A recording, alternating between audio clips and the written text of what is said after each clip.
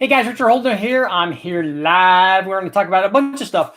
First of all, I wanted to let you guys know that I'm working on a video right now. I've finished obviously filming it, did all the testing on it, but I put it together today and I'm just starting to edit it. But it's going to be kind of cool. I want to talk about it a little bit tonight. So what we're doing is a comparison between a 6-liter LS and a bored and stroked 5.3 or 383 as we're calling it. So it's interesting because the 5.3 has a little bit more displacement when we make a 383 out of it, but it has a, oh, what's going on with my camera here? It's freaking out. Come on.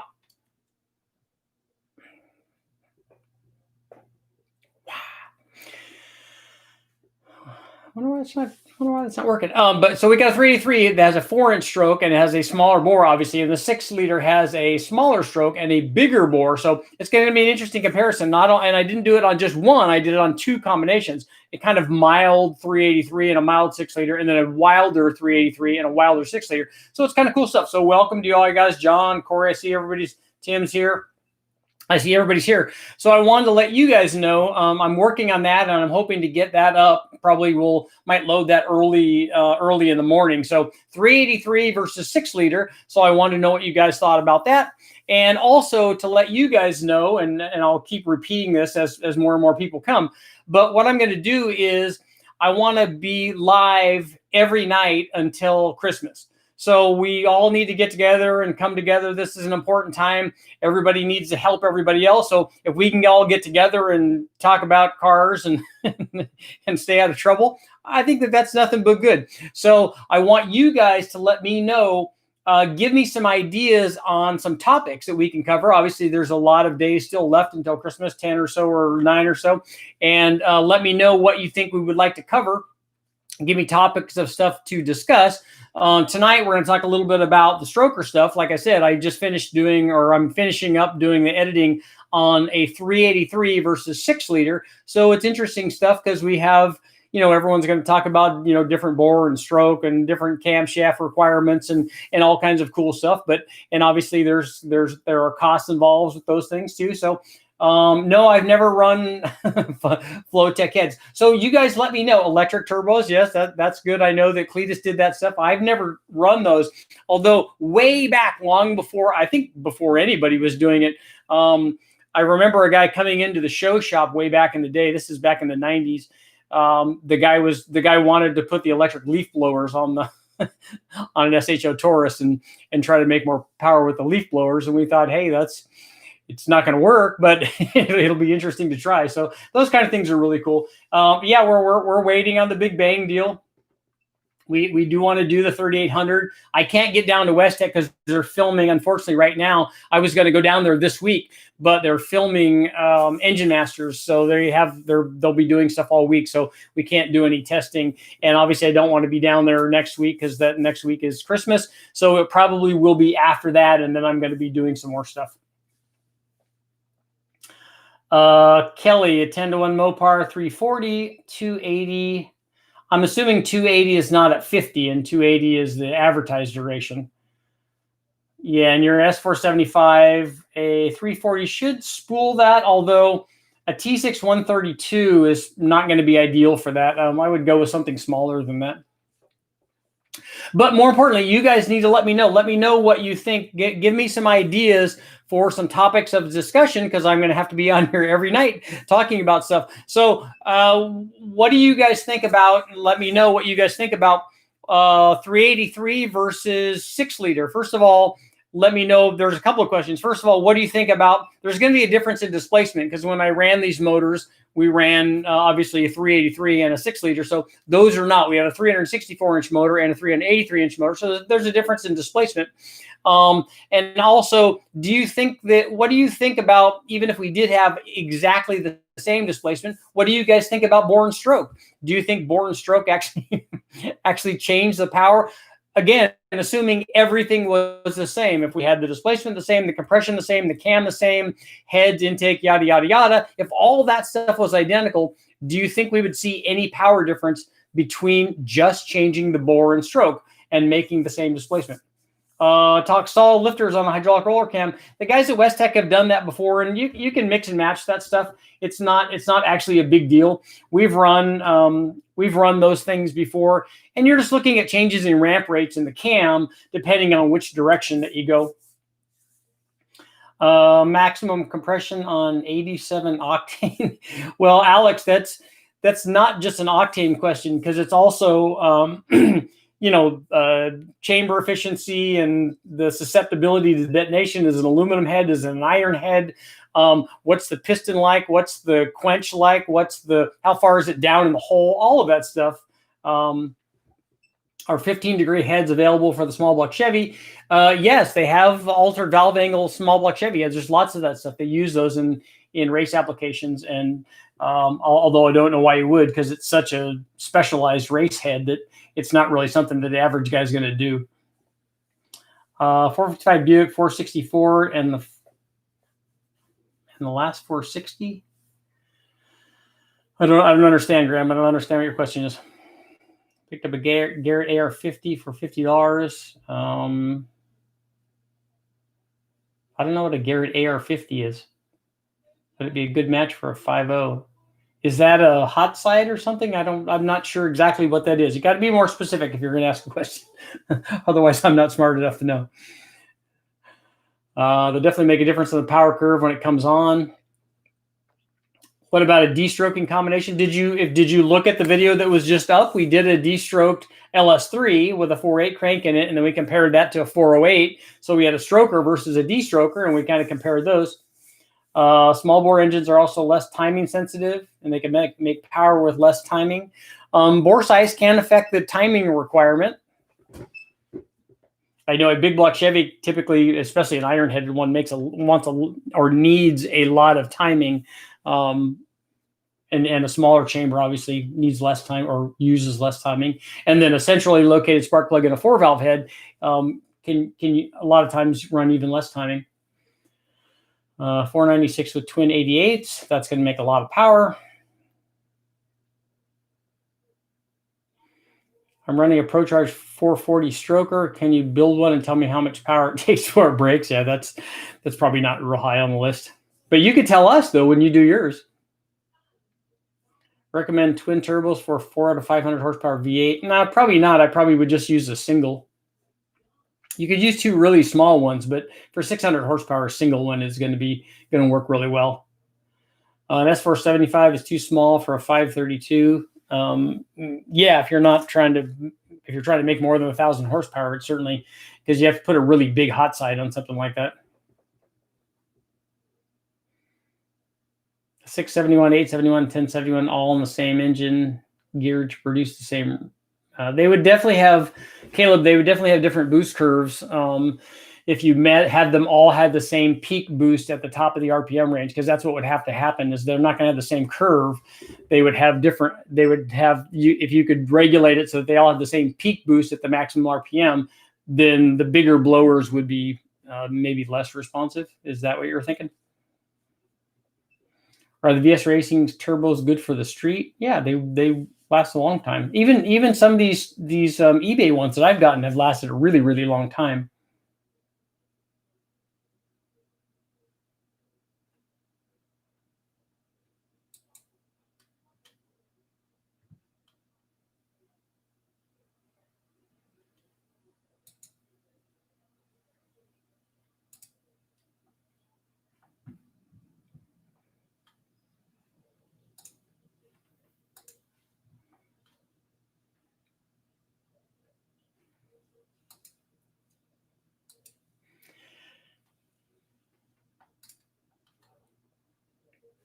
Had to get rid of somebody being stupid. That happens.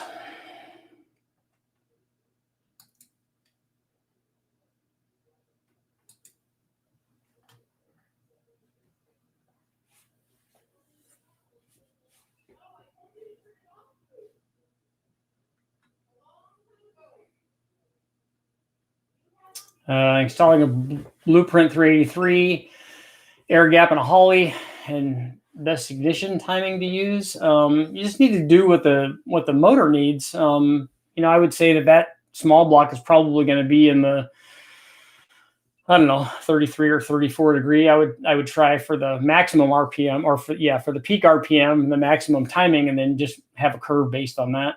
It's going to be less obviously down low. Try 10 or 12 degrees down low and see how it wants to come in.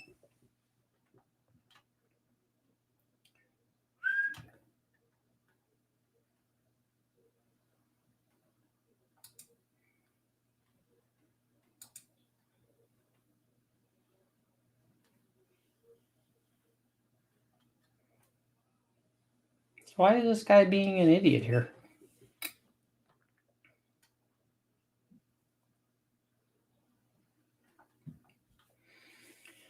So ethanol-free fuel is 90 octane. Would it work the same for 91 octane? I've never tried that, Alex. Honestly, I've never tried the ethanol-free stuff.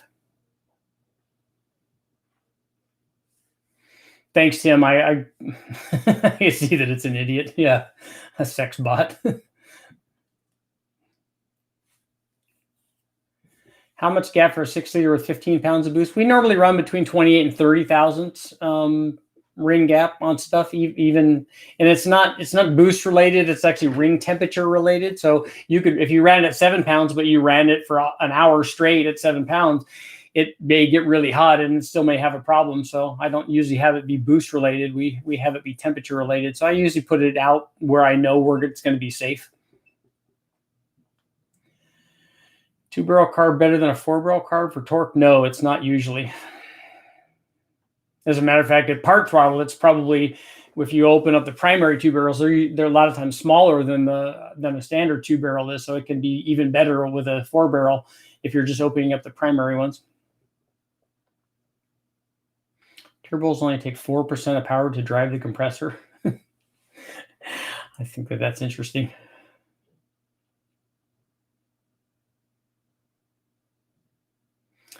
Want a dyno of 540 Mopar. I'm assuming you want your engine dynoed. A 1450 horsepower 318. Yeah, that would be interesting. I don't think I've ever seen anything like that. Trying to decide between 2 GT45 clones or an S475. I think in that case, the GT45s probably would be better. I think, like Tim said, I think the S475 is going to be too small for a 532. Never run avgas on anything. Oh, I take that back. The guys from when I was working with the guys from VW, they ran the Bonneville motor on aviation fuel on their dyno, and it was a mistake. 455 Buick, please try the TA Performance SP1 intake. They sent me an intake to try, and I don't know which one it is. It's if that's a single plane intake, it's not going to work well on a mild combination. It's going to lose power. If you take a look, Freiberger did a test on the single plane and dual plane stuff on a Buick way back, and I refer to his thing a lot because I wanted to get some information on it. And the single plane dual plane is a typical kind of deal. A dual plane is much better down low, and single plane is better up at the top. I have 3 heads to use: 706, 862, and 853. I'm actually not familiar with an 853. A 706 and an 862 are the same. So both of those will do the same thing. 6-liter with a 241 head, that will be fine. And a 216, 220 cam will be fine. It will work good on a turbo. It doesn't matter where the turbo is. It would do the same whether the turbo is rear mounted or not.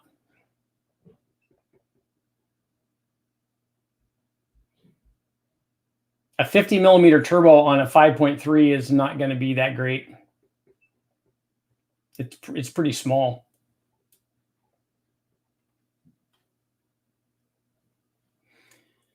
A standard bore 302 with a blueprint 190 head, comp cams, accelerator.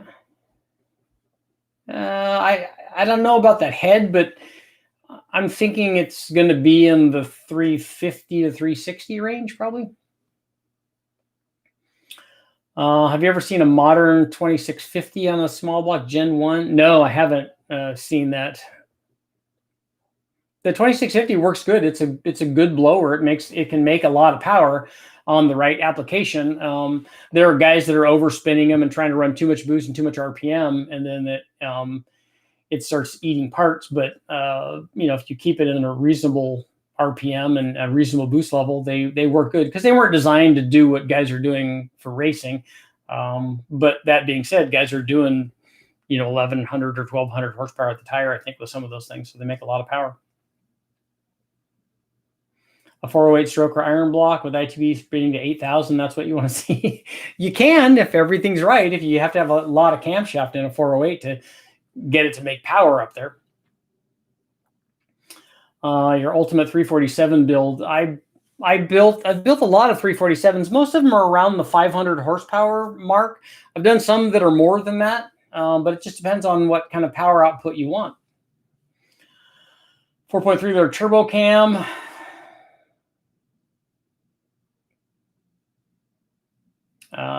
What is 215, 220? I think you could go with a bigger cam than that if you want to make lots of power.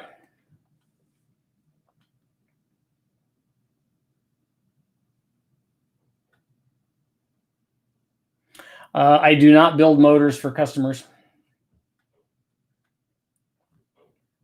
When can I buy a Holdner cam? I don't think you'll be able to do that. HX35, even the big ones only flow 57. Yeah, see, Tim could be your go-to guy if you want flow rates of these turbos. I've never seen a Dodge 3.2 liter V6. Grant, I have my wrong cam t-shirt on, because obviously every cam that I pick is the wrong cam, and that's one of my goals for 2021 is to have t-shirts, and I have a couple that I want to do, and one of them obviously is a wrong cam thing. So hopefully you'll be able to buy some.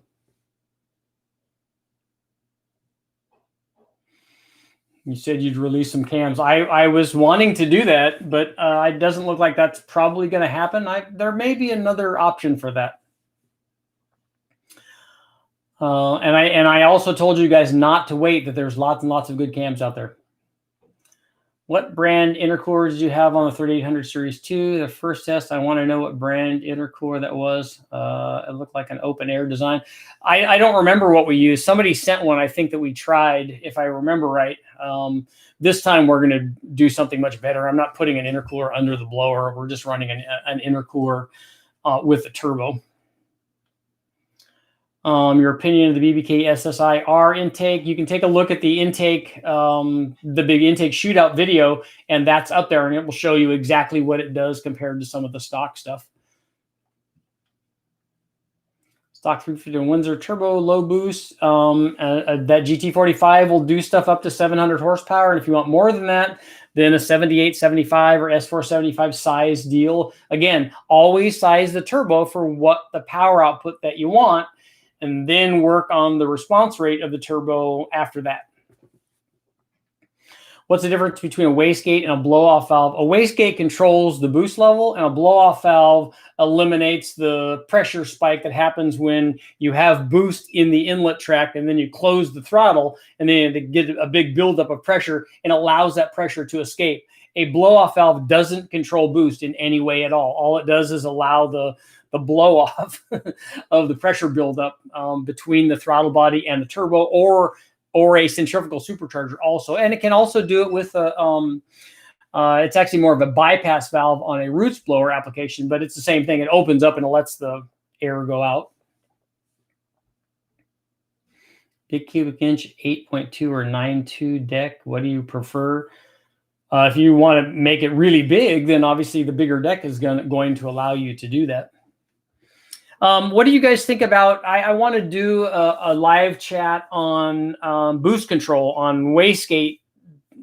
We can talk about wastegate position. We can talk about wastegate control, manual controllers, springs, electronic controllers, positioning of the different controllers. And in my case, when I run the turbo stuff on the LS and almost anything, because I use the crossover pipe with 2 wastegates, we can also talk about running just one wastegate and running the other, and not running the other wastegate, or completely closing it. There's lots of cool stuff to talk about. So let me know if you guys would like to get in and have me talk about what's going on with boost control, because as you've seen, I've tried it a bunch of different ways over the years, and I think it's important.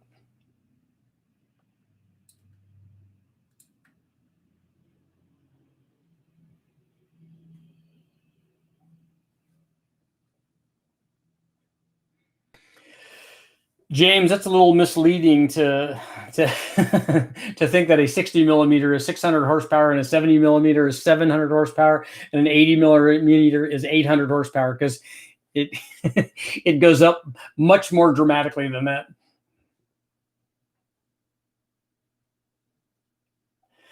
I was happy seeing you make a test with a 408 stroker. I'm currently in the process of building one. Home ported 317 heads. 317 heads actually work good. I mean, I know that I've done a lot of tests where we've compared them to other stuff, and they don't make the power that a 706 head does, for instance. But what we ran, if you guys remember, we ran ported 317s on the on one of the Big Bang motors, on I think the Gen 3 6-liter Big Bang motor, and ported 317 heads, excuse me, can make a lot of power. They flow really well. They flow as well as a ported set of 243 or 799 heads, which we know work really well because they make a lot of power. They just have not only a big chamber, but also not a great chamber for power, but they still can make a lot of power. And if you guys port them, they will work pretty well. Thoughts on building a 542 valve with a 4.8 crank and long rods? I honestly don't know why you do that. I don't think you're de-stroking the are you de-stroking the 5.4? Is that what you're doing? You should just make the motor as big as you can, and then make the heads flow as much as you can, and then put cams in it, and then put boost on it if that's what you're doing.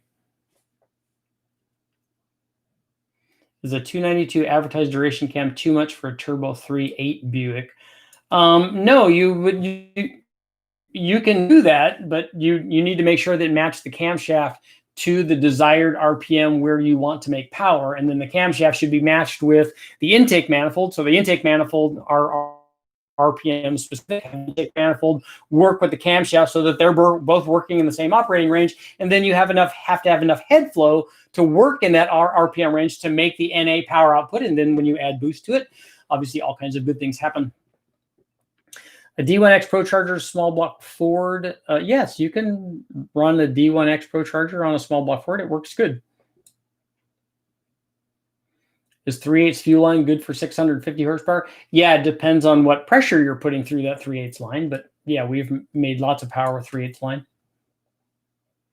Can you please try a draw-through turbo carb? The reason that people don't run those anymore is I haven't found a turbo that's set up to accept and allow you to run fuel through it. Back in the old days, the Ray J stuff that like Turbo City and those guys were selling, they had seals and they were set up for that. But I don't know if maybe Tim can answer this if he knows any turbos that are set up to work as a draw-through application. It would be interesting because you get lots of cooling. But the other thing that running fuel through the blades and stuff is I don't think good for the turbos. Is it worth it to have Gen 3 5.3 liter head CNC ported when going to a turbo? Craft guys, you should watch some of the videos that we've done recently where I've talked about that.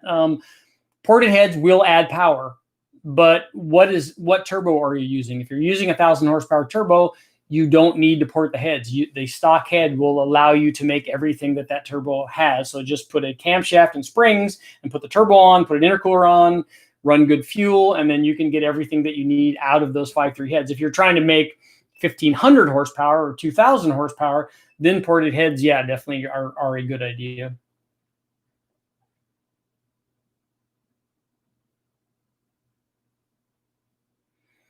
What do you expect from a small block Ford, the 274 cam TFS heads? You can look that up on my channel. I've run that combination a lot.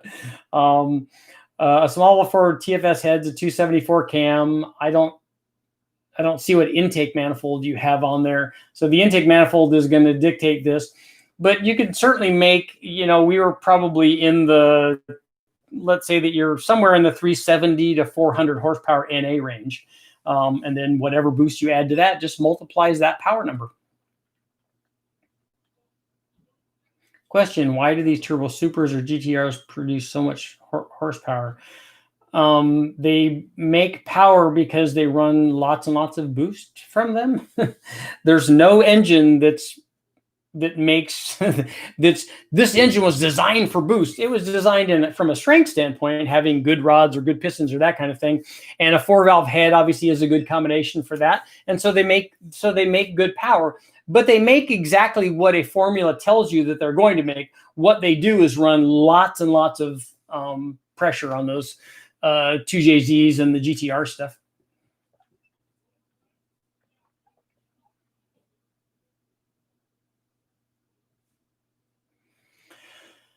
Best turbo or LSA for 600 horsepower on a 6-liter truck motor. A 600 horsepower is GT45 territory, or there's lots of other good turbos that are sized like that. I just keep talking about that one because we've run it so much. But you can make 600 horsepower with lots of small turbos in that range. And you don't need any special any camshaft. I keep using this as an example. I could walk over to my shelf of LS cams and close my eyes and pick any camshaft. Hopefully I'm not going to pick one that's too big that doesn't have enough piston to valve clearance, but any camshaft from a stock LM7 all the way up to any kind of aftermarket turbo or NA or truck or blower or whatever cam it is. And if you put a 600 horsepower turbo on it, it will make 600 horsepower. That's just what they do. How to build a second boost mat for Spark. I'm not sure what the question is there. So in terms of smaller turbo, higher boost pressure, less CFM versus larger turbo, lower PSI, higher CFM. Do you have the same impact on the potential to lift the head at the same given power number? I'm not sure I understand that, because you're thinking that pressure and the mass flow are going to somehow be different in those two applications. If they make the same power, that means you had an NA power and you multiplied it with the boost. If you did it with a small enough turbo, the turbo has to be able to support that. So if you did it with a big turbo, the big turbo will support that, but the small turbo had to be able to support that power output to be able to do that. So if you made a given power output, and the potential to lift the head, I'm assuming you're talking about a torque output, maybe a cylinder pressure thing. The cylinder pressure is going to be a torque reading. So unless you're talking about detonation could be caused by a higher temperature or other things. So if you reach a detonation threshold, you can lift the head from doing that. That's going to be bad. Boost control video, 3-port versus 4-port. Yeah, that's what I was going to talk about on the wastegate stuff. Unfortunately, if I do it live, I can't really show you how I'm plugging these things in and that kind of stuff. That's why I was almost thinking I wanted to do a wastegate video where I have actually dyno runs and wastegate controls, and I can show you here's what happened when we just run a line to the bottom with a 7-pound spring and an 8-pound spring or a 10-pound spring, and then here's what happens when we use a controller, and talk about how using a manual controller allows the wastegate to lift off the seat and start bleeding boost sooner than it does when you have a dedicated controller on it and you have topside control. And there's lots of cool stuff to talk about. But I'd like to be able to have visual references to show you guys that stuff and not just me up here talking. Wastegate mounted on the compressor housing. Yeah, there are guys that have done that. I don't understand why you would do that other than maybe for packaging. I don't think that that's not going to, in my opinion, provide you any more control than having it remote mounted. 8.24 engines are limited to 363 inches. You can go, there have been guys that have made much bigger engines than 363 inches, Tim, from an 8.2 deck Ford. The guys from MPG had a 410-inch motor and Engine Masters, and it was from an 8.2 deck.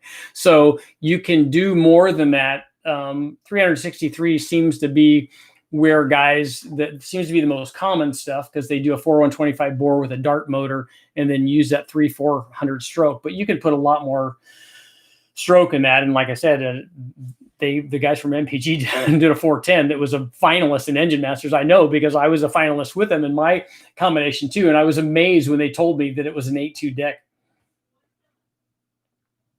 Microwave spark plugs. Yes, Terry, we could go back to who was it? I think it was Dr. Jacobs that was talking about that in his stuff that he used to put out about microwave spark plugs.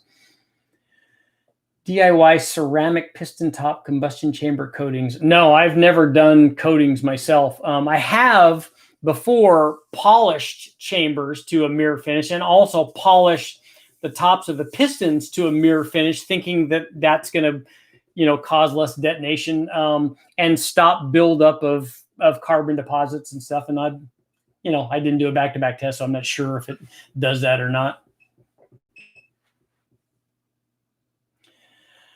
Do I know if there's any way to make a auto trans take less power to run? Maybe a manual valve body. I don't know. Maybe there are ways to make the converter more efficient.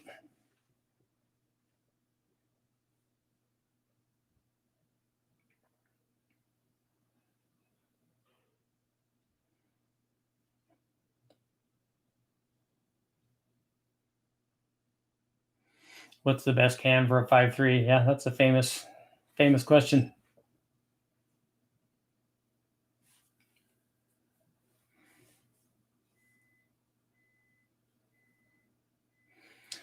Similar cube motors, one favors bore and one favors stroke. I just talked about that. I honestly, I don't think there's a difference if they're the same. If everything is the same and the only thing that you change was bore and stroke, I don't think there's any change in power. And the stuff that we see at Westech that kind of correlates that.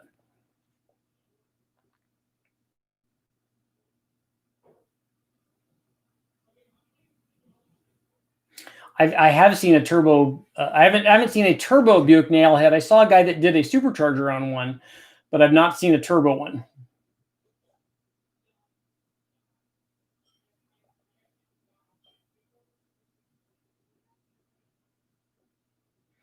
Is there a problem using 225 heads on a 378 bore?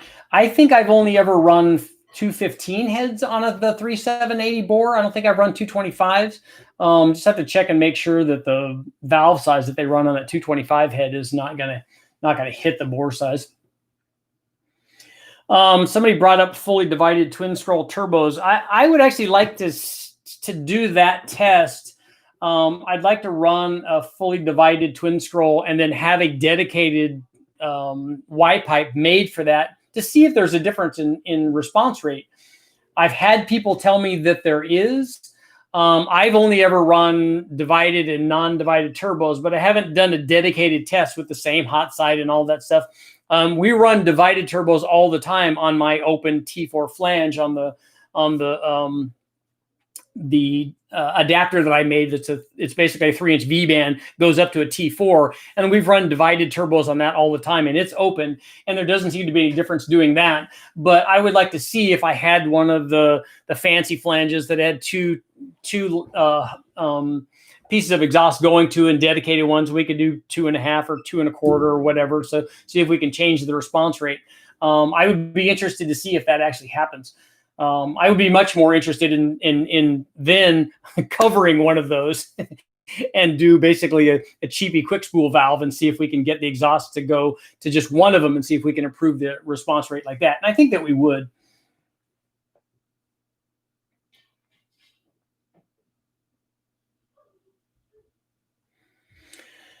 Reverse pattern cams. They use those for 4-valve stuff. I know some of the Coyote stuff is like that. I've not seen a single pattern cam or a reverse pattern cam work as well as the dual pattern cam, except on like the torque cam that I ran from Brian Tooley or others that are sized like that. That worked fairly well for keeping low speed torque up. But I haven't seen it do stuff with, some guys run reverse pattern cams on turbos or they recommend them. And I just haven't seen that work as well. It just doesn't work as well NA. So I don't see how it's going to work as well under boost.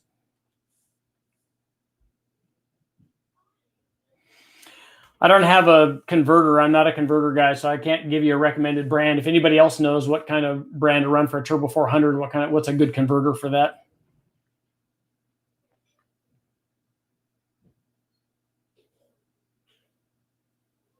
Zoomies versus open headers. Take a look. The Engine Masters guys did that. Freiberger did that recently and ran zoomies. They ran that at West Tech. I wasn't there when they ran the test, so I don't know what the data is, but they did run those versus open headers and different kinds of headers. I think that they did tri-Ys and 4-to-1s and stuff. So they did some pretty cool stuff.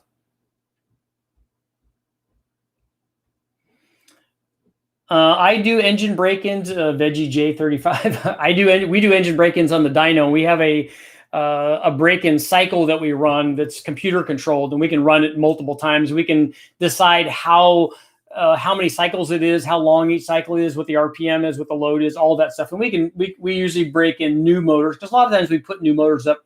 Recently, though, obviously, I put more junkyard motors up, and those are plenty broken in already.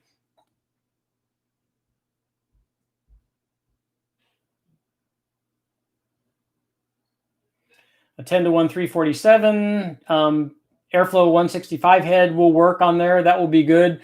If you want to make power, if you want to make 450, if you only want to make 400, the 274 cam works good. If you want to make 450 or more, pick the XFI 236 cam from Comp or something like that. That one's not magic. Other people probably have similar stuff, but that cam seems to work pretty well. I've run it a lot on 347s.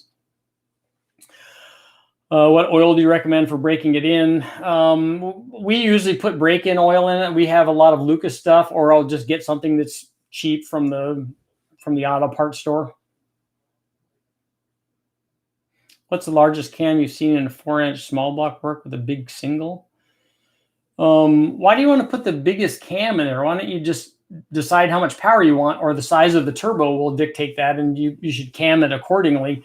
I know we've run 260, 270 cams in a 400-inch motor, but I didn't run it with a turbo. I ran it with a roots blower and with a centrifugal blower, and it made good power. And I did a comparison of the NA cam versus a blower cam, and the NA cam made more power in both instances. So I would think it would do that with a turbo also.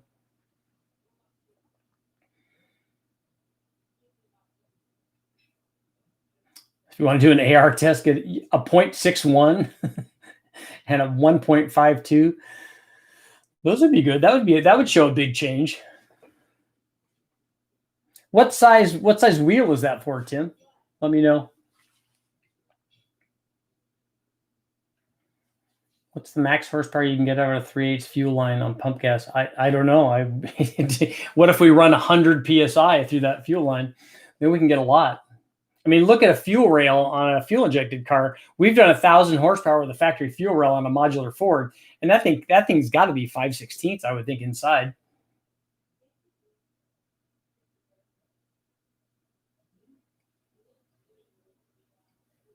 A Systemax intake is a good intake. That's a good 5-liter one.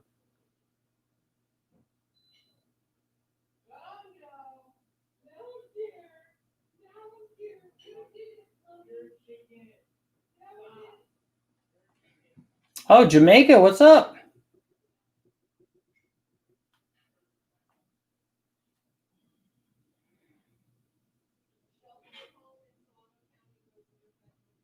Oh, a 240 Nissan with a 5.3 and a Volvo turbo off a semi, and he's got one of it blocked off, so it spools faster. See, that's interesting. That kind of stuff is fun. I like that stuff.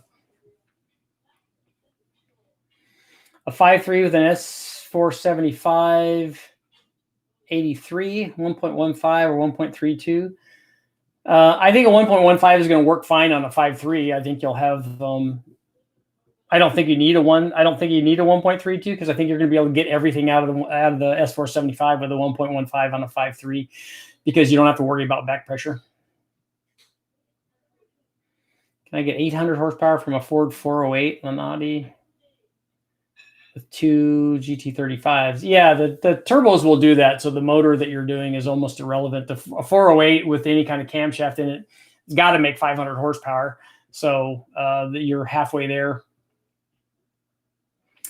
Any more water meth tests? No, Alan, what I wanted to do after we did that water meth test is I wanted to do a direct port water meth test and find out if distribution was the issue or temperature was the issue. I'm not quite certain. After we did the test with Engine Masters, we know that there's a distribution problem, because we weren't getting the same we weren't getting the same temperature drop and the same supply of water meth to it. But I wanted to see, we meant to just drill and tap all the holes in that LS6 manifold that we had and run individual small water meth nozzles in all of them to find out if it did anything. I just have never done it. A 12-to-1 416 with twin S4 7875s.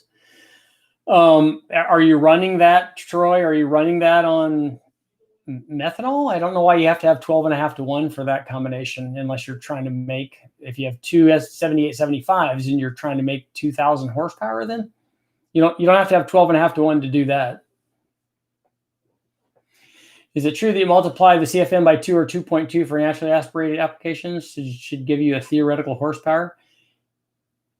Yeah, that's one good way to get an idea how much it can make. But so if you have what he means is if you have a cylinder head that flows, I'm assuming 300 CFM, you have the potential to make 600 horsepower. You actually can make more than that. 2.2 would be a really, really good combination.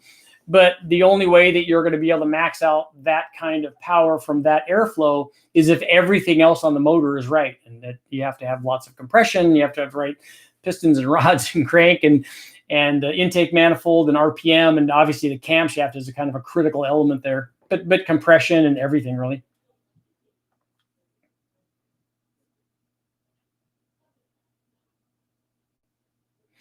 Yeah, we could use the Sullivan intake. I've run those a lot on the modular forge stuff, but we could do it with anything. I mean, drilling and tapping a plastic intake manifold was almost like therapeutic. It's so easy to tap. We didn't even have to use a tap. We just could actually, if the hole size was right, we could just thread in the nozzles.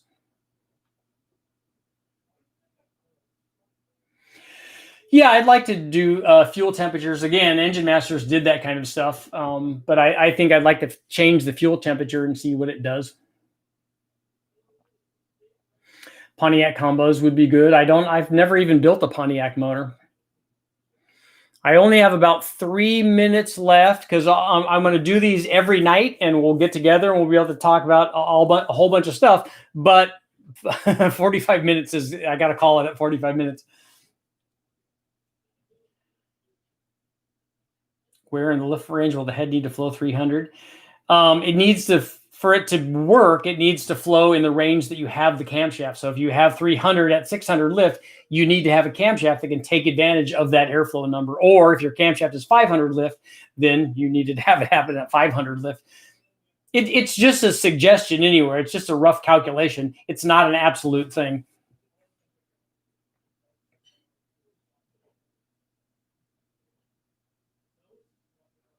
I picked up a few early 60s 396 tall deck blocks. I need to build a build sheet for a stroker. The tall deck blocks are more problematic, and the 396 tall deck block, can you bore? How does anybody know how far you can bore those out? I'm not familiar with the tall deck stuff. I don't know how much bore size it will take. I know that they had 427 tall decks also, but I don't know if that was the same block as and I didn't think that there were 396s. I thought that there were 366s, but somebody might be able to let me know. Ever plan on doing a Big Bang LT1 like the new one, the Gen 5 stuff, or the Gen 2?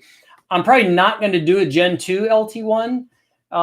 We are going to run boost on the L99, and I am going to do more LT1 testing, but I don't think we'll do a big bang on that. Dimple porting, I don't agree with dimple porting. I don't agree with the golf ball thing.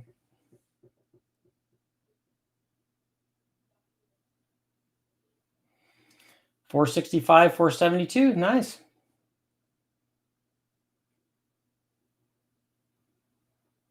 What's the most power you've seen utilizing a GT40 upper? You can make a lot with the GT40 if you blow through it with a turbo. Big Bang 3800 win. Yeah, you and me both, Mike. We both want to know.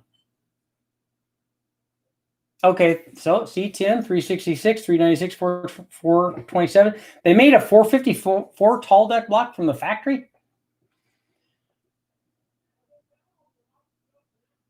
A VS Racing Next Gen 7875. That's 1,000 horsepower turbo or so, but on a 6-liter, unless you have a big hot side on that, you might want to step up. 900 wheel horsepower would be about where you would be, but an 80 millimeter would probably be better.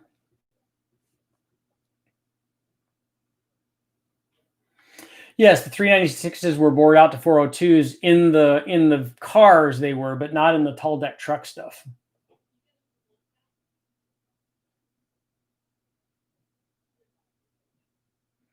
What's your ideal boosted street LS combo? There's no ideal one any more than there's an ideal cam. Just pick out and then get that power. Pick out the power that you need to get your combo to do what you want it to do, and then get that combo. A 5.3 with a cam, springs, and some sort of 1,000 horsepower turbo works really well for that kind of thing.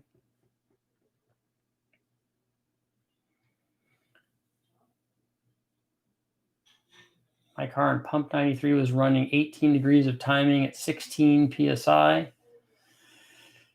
Let's have a good intercooler on that, Brandon. Can you make big power with a 4-pattern camshaft?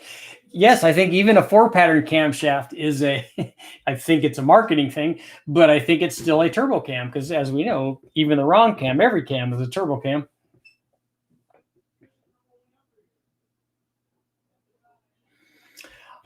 Jacob, I don't have any suggestions for tuning a FITech for cold start. I've never tuned a FITech setup at all. We've run their intake manifolds, but I haven't run their EFI. I only do fast and Holly.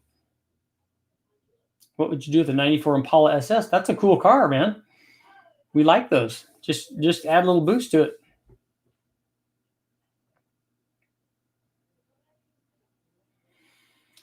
A 2005 Hummer. Yeah, sloppy stage 2 cam in a 6-liter Hummer is not it's not a great choice. I don't think. I know everybody uses it, and I know Matt swears by it, but I don't think it's that good of a cam, especially for a small motor. I think it's a terrible cam for a 4.8. But if you want to add more torque to it, an 862 head is a good idea if you're going to run an NA for a long time. When we'll stop talking how much boost are you running and start saying how much boost are you seeing? I don't really understand what that question is.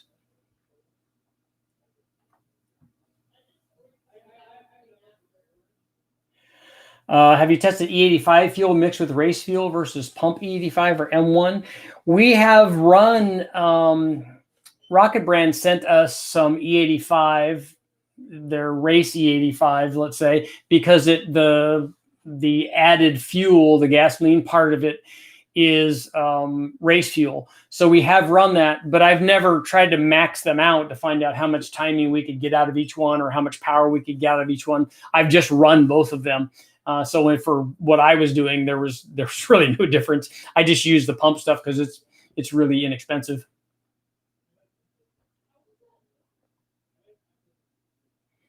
How do you calculate what push rod you need? Well, the way that I do it is put the push rod in and count how many turns it takes till you get down to bottoming the rocker out on the rocker stand. And you want between half, I usually go somewhere in between half and 1 full turn after you have 0 lash. And that's the way that we do it. Some guys use push rod length checkers and all that stuff. I just find that the number of turns is a real accurate thing. And like I said, if it's anywhere and I've gone more than that, I've gone 1.5, and I've gone to a 1/4 turn, but anywhere in that range, it works pretty well.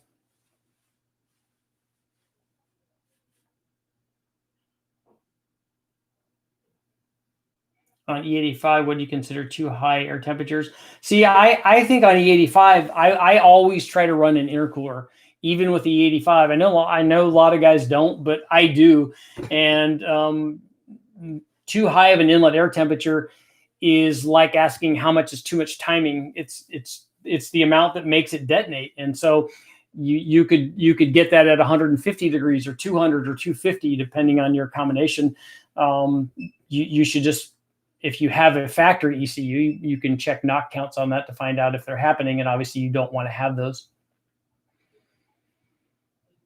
Can you stroke an LQ9? Yes. If you take a look at the video that I just posted recently, it's a 408 stroker, and that's exactly what we did. I think ours was an LQ4 to start out with, but it's the same thing because you're changing everything. You put a 4-inch stroke in it and a 4030 bore, and you get 480 inches, and it makes a lot more power. But I wouldn't do it on a turbo, though. With a turbo, you can get what the added stroke gave you, but just by turning up the boost, it's a lot less expensive and easier to do. ECR ported Daytona prototype LS7 heads from 2012. Those are cool. I was involved in, well, I should say I got to crew for one of the 24 Hours of Daytona for one of the teams, and it was a fun deal when they were running the 5-liter stuff back then.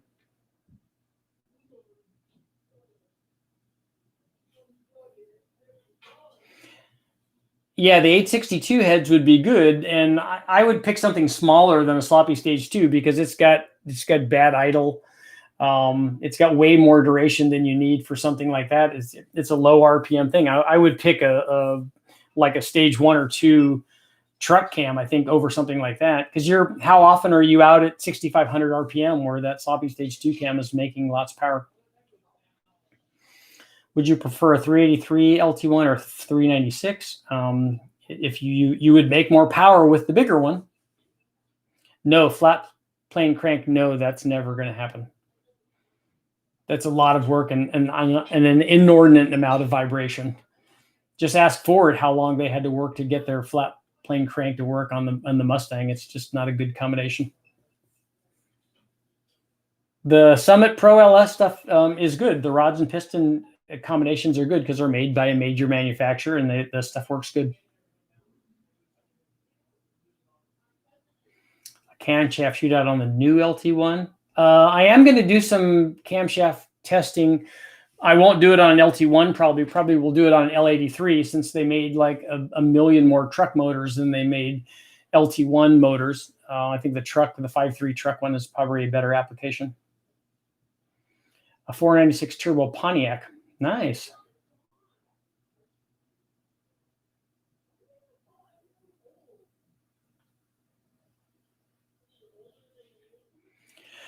Is port matching important? In my opinion, it's not. I've had guys, really good guys, really good famous guys, come and do testing on their super port matched LS intake manifolds, and we didn't see anything on the dyno. I'm not saying that it isn't there. I'm just saying in the 2 times that we did testing that they swore up and down that there would be power from their ported fast manifold or factory manifold, we just didn't see any power on the dyno.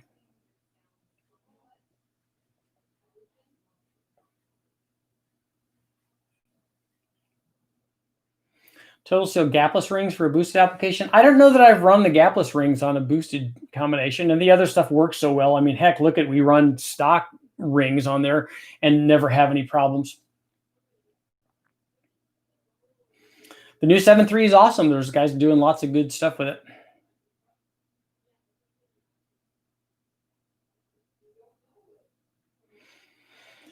And for guys that are arguing back and forth about like what is the best forged piston and all that, look what we've done with the stock stuff, and then this is the way I look at it. I look at what we've done with the stock stuff, with the stock Gen 4 stuff, and how much power we've made.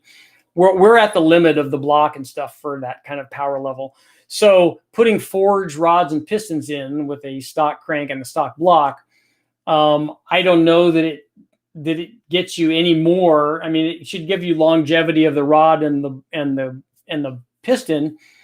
But if let's say that another one is 10% better than that, well, you're already so far beyond the power limit of the other things that I don't know that that's necessary. If I was trying to make 2,500 horsepower, then I would go to things that you need to do to make that kind of power. But I think arguing about whether a Wiseco is better than a JE or a CP or whatever, especially at these bargain brands or these lower cost ones, given the fact of what we've done with a stock cast piston, I think it's kind of a moot point.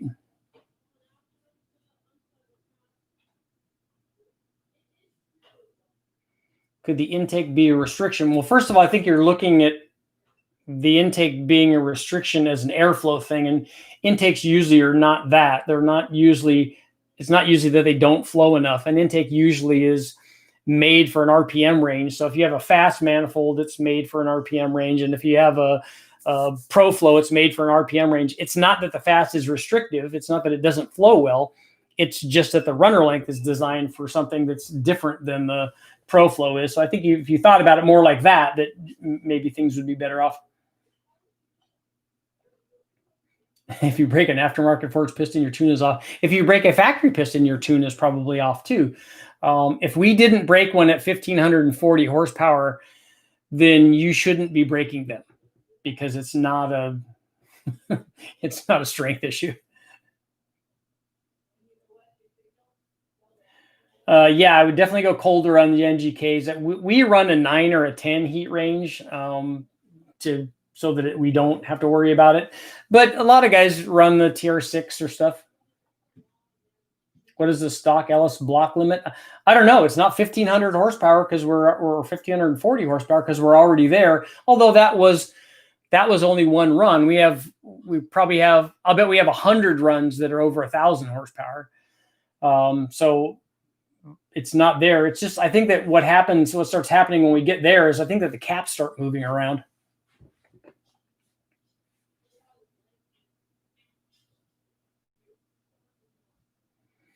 A 600 horsepower small block. What size is the small block? And then that would give us an idea what head you can use. I don't think you have to worry about putting too big of a head on a 600 horsepower small block. Anything that they make, a 230 or a 240 or anything like that, is going to be fine. Ring lands will go before a rod on a stock bottom end, usually, in my experience. On the Gen 3 stuff, we normally break a rod. If you break a ring land or a piston, that's usually because your rings, you don't have enough gap in it. Is there any reason to work on the ports to improve the cross flow on OG LT1? Like the original LT1, like the 1970, or the Gen 2 one?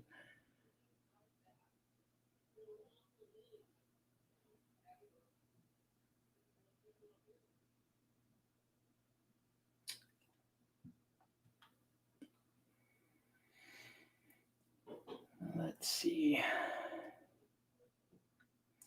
Would changing to ARP fasteners help with the cap smoothing? I don't know. I don't know if that would do it. That might help, but I think it's actually the strength of the cap itself.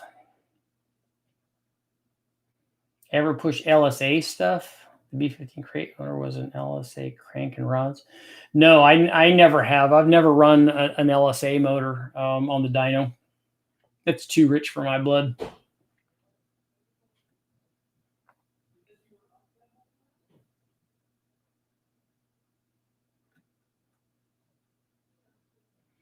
How high would you rev the Summit Stage 2 turbo cam? That's going to be dependent on other things. That cam's not going to want to make peak power very high if you have a long runner intake on it. But if you have a short runner intake on it and if you have a rising boost curve, you can rev it out pretty far. Splayed main caps. It already has cross-bolted main caps. Is intercooler sizing appropriate for turbocharging? Dowel pin the caps. I guess that's probably an option.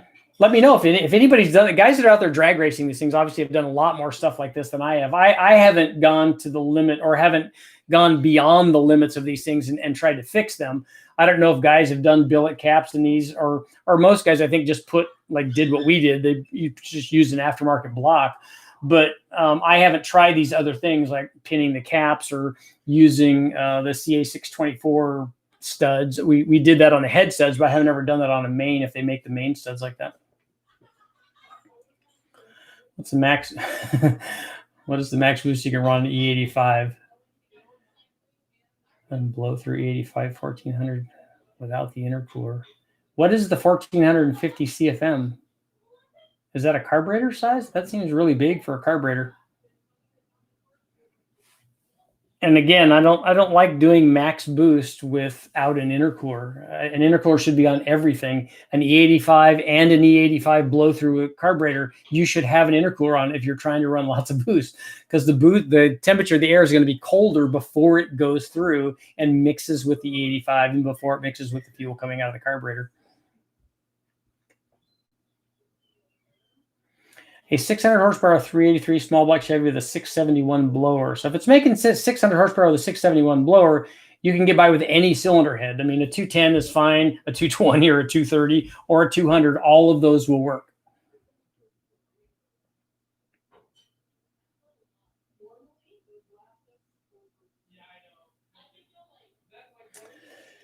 Francisco, more E85 testing. Actually, when I run E85 stuff on the LS, and we've run on a couple of them, when we run them NA, and I've tried adding more timing and stuff, we just don't see very much power NA from E85. We do when they're boosted, and I've run it turbocharged, supercharged, run it as a draw through on a 671, run it as a blow through on a centrifugal and on turbos, on fuel injected turbos. Whenever we do that, we seem to pick up power, and I pick up power before we ever change the timing. It adds power over pump gas or race gas at the same timing level. And then when we add timing, it goes more. And obviously when we add boost, it adds more. But when we run them NA, there doesn't seem to be a lot of power. I've seen guys pick up power on the street, on the chassis dyno, when they run E85 in like a Coyote. My buddy Jimmy, when he adds E85, it makes more power. And I don't know if it's because the computer is adding timing or the charge temperature or what's going on, but he definitely adds power. But when we do it on the engine dyno, I haven't really seen much. Yeah, Coyotes on E85 NA, it definitely adds power. Okay, I've already gone over my time limit by 15 minutes. But everybody, you guys all need to come back tomorrow. I'm going to be doing this again tomorrow at 7 o'clock again. I'll try to do it every night, and we'll see if we can't. But make sure I'm going to go back through these and take a look, make suggestions for things that we can talk about. I have a list of stuff that I'm going to, obviously I did my homework. So we're going to do stuff. I have a list of things to talk about, but give me some more ideas. We got to have some more stuff to talk about. Thanks for showing up, guys. I will see you guys tomorrow night.